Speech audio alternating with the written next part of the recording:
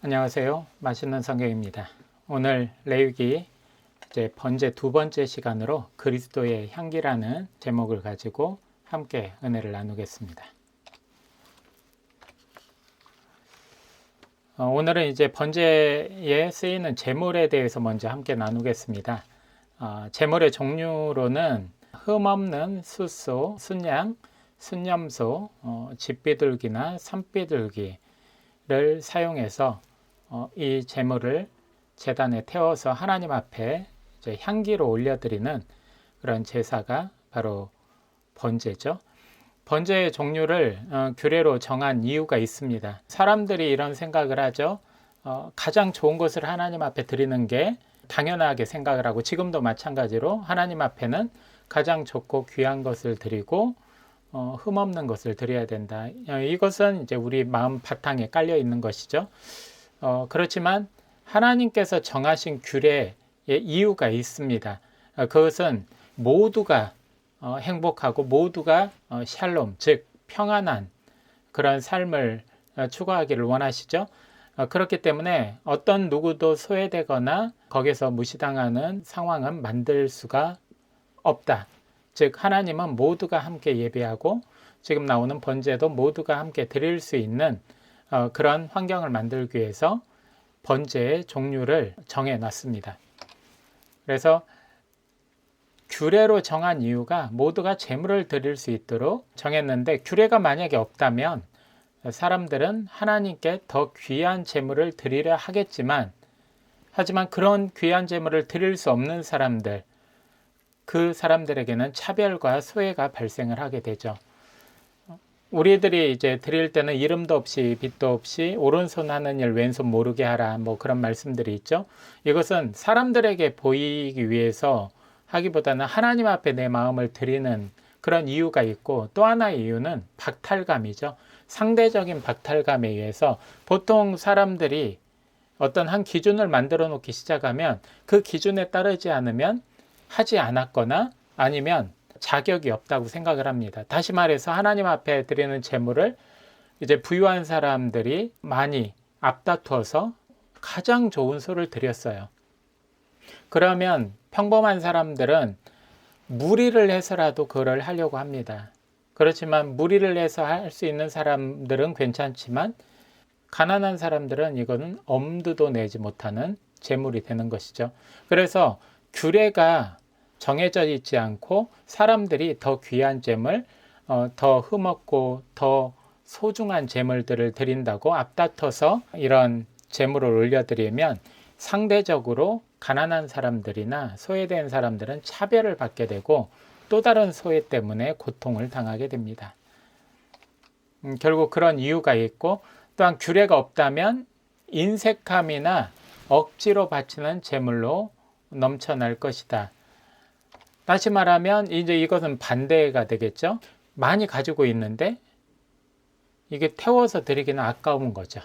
하나님 앞에 드리기는 아깝고 그 정도의 믿음도 없고 헌신도 없는데, 그래서 만약에 규례가 없으면 소를 잡든 비둘기를 잡든 그냥 내가 제물만 드리면 되는 거 아니냐, 태우기만 하면 되는 거 아니냐 하면서 인색함으로 억지로 바치는 제물이 될 수 있다는 것이죠. 고린도후서 9장 7절은 이런 말씀을 합니다. 각각 그 마음에 정한 대로 할 것이요 인색함으로나 억지로 하지 말지니 하나님은 즐겨내는 자를 사랑하시느니라. 아멘. 하나님께 드린 제물은 소나 비둘기, 즉 가치 있거나 가치가 적거나 상관없이 모두가 향기로운 제물이 될 수 있다는 것입니다. 그리고 하나님 앞에 드리는 제물은 흠없는 제물을 드려야 되죠. 그래서 제목에 흠없는 제물과 예배자라고 했는데 3절에 그 예물이 소의 번제이면 흠없는 수컷으로 회막문에서 여호와 앞에 기쁘게 받으시도록 드릴지니라. 여기서 초점이 되는 건 흠없는 것을 드려야 되고 하나님께서 기쁘게 받으시는 제물이 돼야 된다는 것이죠.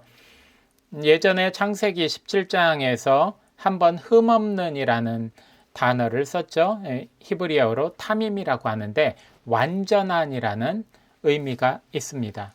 다시 말하면 하나님 앞에 흠없는 제물은 하나님 앞에 완전한 제물이 되고, 흠없다는 것은 뭐 소에 상처가 없고 뭐 그런 것도 되겠지만, 이 제물이 내가 정말 순수하게 노동으로, 땀의 대가로, 그리고 노력으로 얻은 그런 제물을 가지고, 가축을 가지고 하나님 앞에 드리는 것도 흠없는 제물이 될 수 있고, 가장 좋은 제물을 드리는 것도 흠없는 제물이 되고, 또한 우리의 마음, 하나님 앞에 이 제물을 드릴 때 우리의 마음 또한 하나님 앞에 흠없는 정결한 순결한 마음으로 감사의 마음을 하나님 앞에 드리는 것, 이것도 흠없는 제물이 될 수가 있는 것이죠. 그래서 하나님께서는 완전한 흠없는 이 제물을 드리기를 원하십니다. 그리고 흠없는 제물도 중요하지만 더 중요한 것은 흠없는 예배자라고 했죠. 하나님은 흠없는 예배자를 원하십니다.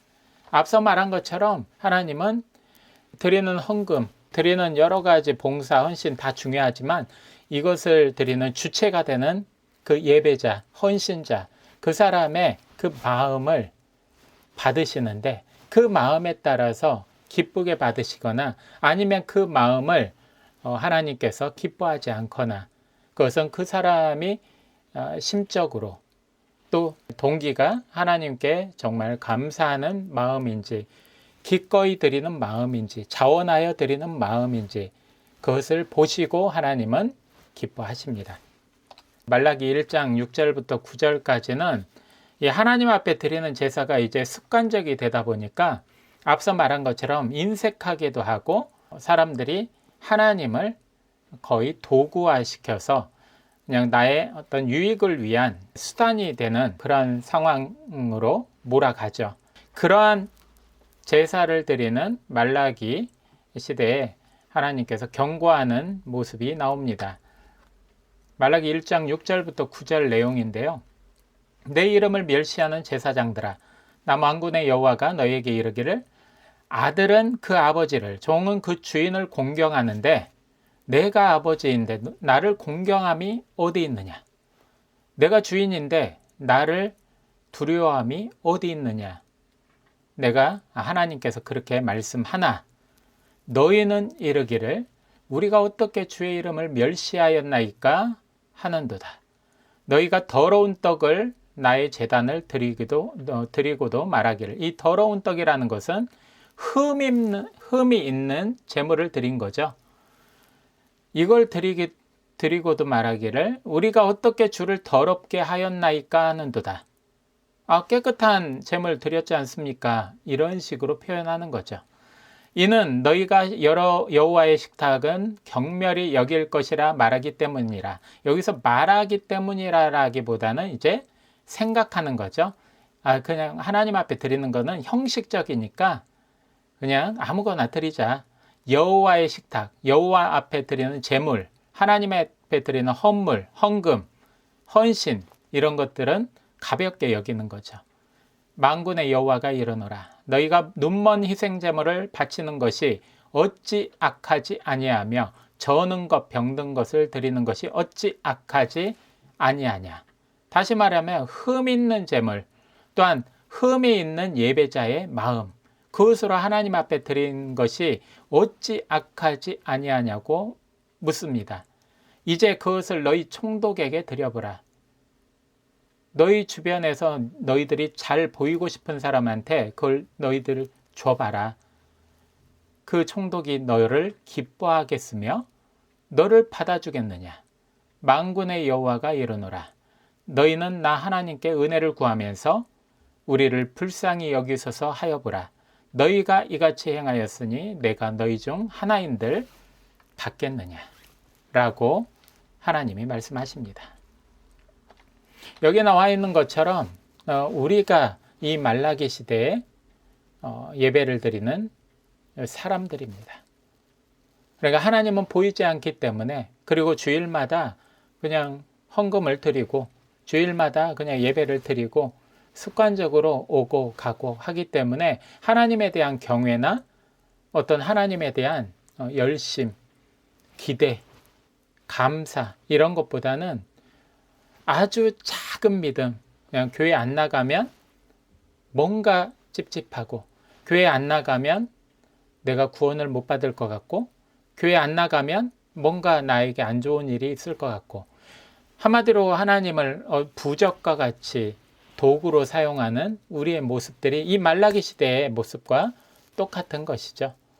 그래서 하나님은 이 예물의 크고 작음이나 귀하고 천하고 흔하고 이것을 따지는 것이 아니라 하나님은 예물을 드리더라도 흠없는 정말 감사와 하나님을 향한 기대 이런 것들을 바라시고 또한 우리의 마음 또한 그런 마음을 바라시는 것이죠.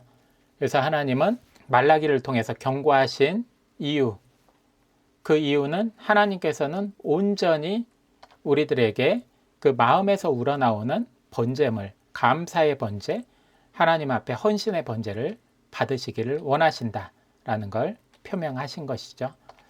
정말 제물도 중요하지만 흠없는 예배자가 더 중요하고, 이 말라기는 하나님을 경외하지 않는 제사의 현실, 예배의 현실을 잘 반영하고 있다는 것입니다. 결국 하나님이 기쁘게 받으시는 것은 예배자의 흠없는 그 마음, 감사의 마음을 기쁘게 받으십니다. 예배자의 비중이라고 나왔는데요. 고대에 율례나 규례가 없을 때 당시 이제 족장 시대라고 하죠. 아브라함이나 이삭, 야곱. 그러니까 고대로 갈수록 그런 예배를 집행하는 제사장의 입장에 되는 사람들의 비중이 컸죠. 그 사람에 의해서 처음부터 끝까지 행하는 일들이 많았는데 하나님께서 레위기를 통해서 우리에게 제사의 규례를 주신 이유는 예배자가 하나님 앞에 자신의 어떤 헌신, 죄, 여러 가지 마음의 표명들 이런 것들을 주도적으로 할 수 있도록 하기 위해서 규례를 주셨습니다. 오늘 이 부분을 한번 다뤄보도록 하죠. 4절부터 6절 그리고 9절에는 이런 내용이 있습니다. 그는 번제물의 머리에 안수할지니, 이 그는이라는 말은 제물을 가져온 사람, 즉 예배자죠. 예배자는 번제물의 머리에 안수하고 또 예배자는 여호와 앞에서 그 숫송아지를 잡을 것이요, 번제물의 가죽을 벗기고 각을 뜰 것이요, 내장과 정갱이를 물로 씻을 것이요. 안수까지는 제물을 드린 사람이 하는데 나머지 이렇게 소를 잡고 각을 뜨고 가죽을 벗기고 정갱이를 씻고 하는 거는 제사장이 하는 걸로 알고 있는데요 라고 하는 분이 있어요. 그분도 맞아요. 성전시대 때는 제사장이 담당을 하게 돼. 그렇게 또 성경에 나와 있어요. 하지만 처음 하나님께서 제사에 규례를 주시는 이 레위기에서는 대부분의 것들을 예배자, 즉 제물을 가지고 온 우리들이 다 행하는 행위였습니다. 그래서 오늘은 이제 그 부분을 한번 다뤄볼 텐데요. 제물을 드리는 예배자, 본디 제사에서 예배자, 즉 백성들의 비중이 컸다. 하나님은 처음부터 이스라엘 자손 모두를 위해 이 규례를 정하셨기 때문이다. 지난 시간에 말씀드렸죠. 누구든지 하나님께 제물을 드리려거든 이렇게 나왔죠. 그래서 이 시간이 지날수록 예배자의 비중이 대폭 줄어들고 제사장의 비중이 올라간 것이죠. 그래서 성전 시대 때 예를 들어서 이제 두 가지를 써놨는데요. 제물을 씻는 규례가 제사장에게 넘어간 것이 보여요. 역대하에서. 그리고 에스겔 때에도 제물을 잡는 것, 죽이는 것, 그것 또한 제사장이 수행하는 걸로 기록됩니다. 볼까요? 또 물두멍 10개를 만들어 5개는 오른쪽에 두고 5개는 왼쪽에 두어 씻게 하되 번제에 속한 물건을 거기에서 씻게 하였으며 그 바다, 즉 물두멍이죠, 는 제사장들이 씻기 위한 것이더라. 즉 이 모든 것들이 이제 제사장이 씻는 것, 여기 나와 있는 것처럼 제물을 씻는 규례, 이게 제사장에게 넘어간 것이고, 에스겔 때는 이제 그들이, 즉 레위인 제사장이죠, 내 성소에서 수종들어 성전문을 맡을 것이며 성전에서 수종들어 백성들의 번제의 희생물과 다른 희생물을 잡아 백성 앞에 서서 수종들게 되리라. 즉 제사장이 이제 희생 제물을 잡습니다. 그래서 시간이 지나면서 성전 시대 이후에는 이제 제사장들이 대부분의 이 제사의 행위들을 담당하게 되죠. 하지만 하나님은 레위기를 통해서 본디 제사는 소수의 제사장이 아니라 예배자와 제사장 모두가 함께 드리는 거룩한 예배임을 분명히 말씀하고 있습니다. 이제 번제의 절차를 볼까요? 먼저 번제를 드리려고 이 제물을 가져온 사람이 예배자죠. 제물 위에 안수를 합니다.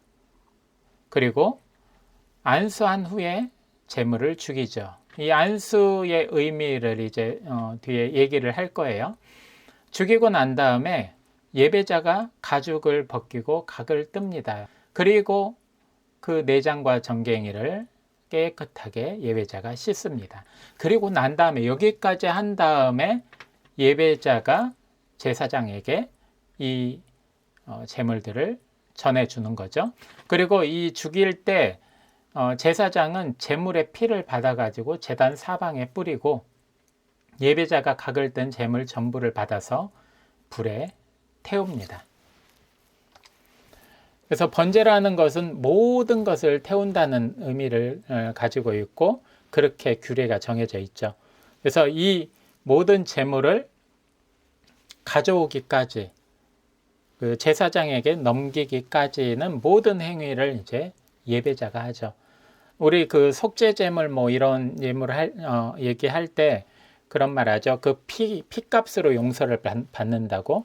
근데 이 피값으로 용서받는다는 단순한 것을 넘어서서 예전에 어디 대학교에선가 한번 구약 때 제사처럼 실습을 한 적이 있대요. 그때 뭐 양인가를 잡아가지고 하는데 자기 죄를 그 양에게 이렇게 전가하고 안수를 해서 그리고 전가하고 나면 이제 뒤돌아서면 뭐 죄책감이든 뭐든 그런 것들이 뭐 거의 많지는 않겠죠. 그런데 그 양, 눈을 뜨고 살아있는 그 양을 자기가 그 칼로 목을 그어서 죽입니다. 가죽도 벗기고 거기 있는 모든 것들을 각을 뜬다고 하죠. 각을 떠서 이제 깨끗이 씻고 제사장에 주죠. 그런데 그것을 이제 실습을 했던 뭐 신학생이겠죠. 학생들 대부분이 울었대요. 왜냐하면 나 때문에 이 양이 죽었으니까. 그러니까 생명으로 생명을 대신한 거죠. 사람이 아니지만 가축일지라도 그것을 통해서 내 죄의 무거움을 느끼게 된다는 것이죠. 그런 의미에서 레위기에서 예배자가 제물 위에 안수하고 제물을 죽이고 그리고 제물의 가죽을 벗기고 각을 뜨고 내장과 정갱이 이런 것들을 다 손수 만져서 씻어내는 그런 작업이 단지 규례로서의 의미가 아니라 우리가 이것을 통해서 느끼는 그런 여러 가지 죄의 무게 그리고 그 죄를 대속했다는 또한 그러한 은혜 여러 가지 것들을 느끼게 만들죠. 그래서 제사는 제사로 끝나는 것이 아니라 제사 그 자체의 의미가 지금의 예배가 되었다라는 지난 시간에 말씀드렸던 의미가 바로 이런 의미입니다. 번제물의 가죽 있죠. 가죽은 태우는 게 아니라 유일하게 번제물의 가죽은 제사장의 몫으로 돌아갑니다. 이 레위기 7장 8절을 제가 읽어드리면 사람을 위하여 번제를 드리는 제사장 곧 그 제사장은 그 드린 번제물의 가죽을 자기가 가질 것이며 이렇게 성경에 나와 있습니다. 안수의 의미 앞서서 이제 제물 위에 안수를 한다고 했죠. 여기 4절에 그는 번제물의 머리에 안수할지니 그를 위하여 기쁘게 받으심이 되어 그를 위하여 속죄가 될 것이라. 그러니까 안수를 이렇게 한다고 할 때 우리는 뭐 번제든 뭐 화목제든 속죄제든 속건제든 무조건 죄의 전가라고만 그냥 그렇게 알고 있어요. 그런데 그게 아닙니다. 안수의 의미는 첫 번째 이제 오늘 나오는 이제 번제에서는 일체화라고 했죠. 일체화. 그럼 뭐냐면 그 예배자와 제물의 일체화죠. 즉 이제 안수를 하면서 나의 모든 것을 하나님 앞에 헌신합니다. 나의 모든 것을 드립니다. 그리고 나의 모든 감사의 마음도 드립니다 하면서 여러 가지 의미를 담은 번제, 그 번제에 이제 내가 타서 죽을 수는 없잖아요. 결국은 그러한 마음들을 담아서 누구에게 이렇게 전가하느냐? 이 제물에게 해서 이 제물이 내가 제물. 지난 시간에 이제 성찬에 대해서 얘기를 했죠. 이렇게 천주교에서는 화채설이라고 해서 이 지금 먹는 이 떡이 예수님의 몸이다. 일체화를 시키는 거죠. 실제로. 그런 것처럼 여기서도 이제 그런 일체화를 이야기할 수가 있고, 또 나중에 이제 정가, 아까 죄의 정가라고 했죠. 이제 죄를 정가하는 것도 이제 안수를 통해서 이루어진, 이건 이제 속죄제를 드릴 때 그렇게 정가를 시키는 거고, 오늘 안수의 의미는 이제 일체화라고 설명을 할 수 있는 것이죠. 그래서 안수자와 제물의 일체화, 그리고 방금 얘기한 것처럼 죄의 정가를 할 때도 안수를 하고, 또는 이제 소유권을 하나님께 전이했다라는 의미로도 이렇게 주장하는 분들이 있죠. 이제 속죄라는 말이 나와 있어요. 여기 4절에 안수를 하는데, 번제물의 안수를 하는데 그를 위하여 속죄가 될 것이라 이렇게 나와요. 여기서 이제 우리는 의문을 품는 사람이 거의 없어요. 그냥 제사할 때 동물 잡으면 무조건 속죄다. 왜? 피를 흘리니까. 앞서서도 제단 사면에 피를 뿌리니까 이 피는 대속의 표고 피로 사함을 받는다. 이렇게 생각을 하기 때문에 우리는 아주 단순하게 그냥 받아들입니다. 하지만 속죄라는 것은 말 그대로 죄를 속하는 우리나라 말이고, 우리나라 말로 쓰여 있기 전에 이 속죄라는 것은 키페르라는 히브리어입니다. 키페르. 그러니까 키페르라는 말은 여러 가지 의미가 있어요. 우리가 뭐 먹는 배도 타는 배가 있잖아요. 그죠? 단어는 똑같은데 그게 이렇게 뜻이 문장에 따라서 달라지고 상황에 따라서 달라져요. 이 키페르도 지금 첫 번째 우리나라 성경으로 올 때 키페르 써 있으니까 이건 속죄다. 왜? 속죄라는 의미가 굉장히 많이 있으니까. 그래서 번제에도 쓰일 때 속죄, 뭐 소제에도 쓰일 때 속죄, 이런 식으로 그냥 단편화시키면 이게 이제 의미의 디테일, 그것을 놓칠 수가 있죠. 여기서 분명히 속죄라고 했죠. 성경은 1.1획도 변함이 없는데, 맞아요. 하나님이 원래 하신 말씀은 변함이 없어요. 그런데 뭐가 변하게 만드냐면 해석하는 사람들이 변화를 만들어요. 변질시키고 왜곡시키죠. 이것도 마찬가지입니다. 속죄라는 것은 뭐 정결하게 하다, 그 뜻이 속죄가 아니라 이제 키페르죠. 키페르라고 쓰여있을 때 정결하게 하다 할 때 키페르라고 쓴 거를 정결로 우리 성경에 해석을 해놓은 것들도 있죠. 그리고 대신하다, 대속하다, 이런 의미도 있습니다. 그리고 덮다. 이건 그냥 덮어. 내가 이렇게 할 테니까 덮어. 그런 거 있죠? 보상하다. 이제 말씀 근거가 이거 출애굽기 31장에도 나와 있고, 대속하다 출애굽기 30장에도 나와 있고, 정결하다 레위기 12장 7절에도 나와 있고, 이거는 죄의 정결이 아니라, 죄가 아니라 이제 임신한 여인이 이제 출산하고 나서 정결 예식을 하죠. 임산부에 이제 출산 후 정결 예식할 때 쓰는 말이 그 정결할 때 키페르예요. 그러니까 애 낳은 게 죄가 아니잖아요. 그런데 그 피를 흘렸기 때문에 정결해야 된다. 그래서 며칠 동안은 이제 기간을 두고 있다가 정결식을 하는 것이죠. 그때 쓰이는 말이 이제 키페르. 그러니까 속죄하다라는 말로 이런 걸 또 써요. 왜 이런 말을 하냐면 오늘 나온 이 키페르도 대신이라는 뜻을 가지고 있죠. 이 안수한 제물을 통해서 대신해서 일체화되어서 하나님이 기쁘게 받으시는, 그리고 그 제물이 태워져서 하나님의 향기로운 냄새가 되는 것, 이런 식으로 사용해야 되는데 왜 속죄라는 말이 좀 적절하지 않느냐. 그 이유는 번제는 속죄제하고 함께 드려지는 경우가 대부분이었어요. 속죄제는 뭐예요? 죄를 사함받기 위해서 우리가 제물을 드리는 거죠. 그러면 여기서도 속죄하고 여기서도 속죄하고 두 번 속죄를 하는 경우는 없는 거죠. 그렇죠? 그리고 이 속죄하고 번제제물 드릴 때 먼저 속죄제물 먼저 드려요. 그리고 나서 번제를 드리죠.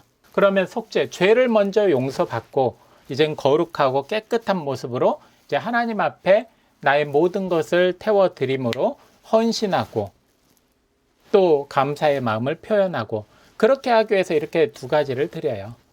그래서 함께 드리는 경우가 많아요. 근데 중첩되는 게 아니라 각기 다 의미가 있다는 것이죠.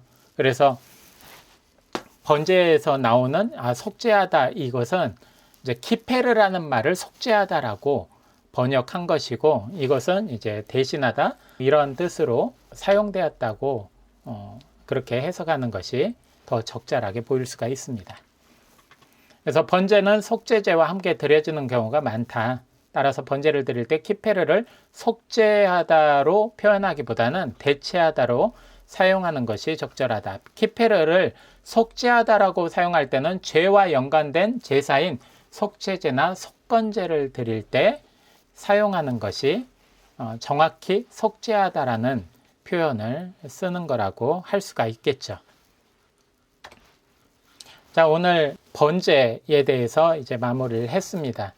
번제를 보면서 우리가 묵상을 할 때, 번제 때 하나님은 소뿐만 아니라 양, 염소, 비둘기 이런 것들을 골고루 사정에 맞게, 처지에 맞게 드릴 수 있게끔 규례를 정한 것은 하나님은 우리 모두가 예배에 참여하기를 원하시기 때문입니다.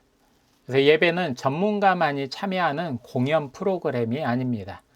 예배자는 그 성경 강연이나 합창을 관람하는 관객이 아닙니다. 이 말은 무슨 말이냐면 예배할 때 특정인만 참여하고 그렇지 못한 사람들은 그냥 관객으로, 관람객으로 전락하는 이 상황, 지금의 예배의 형태, 이것은 예배의 진정한 모습이 아니라는 것이죠.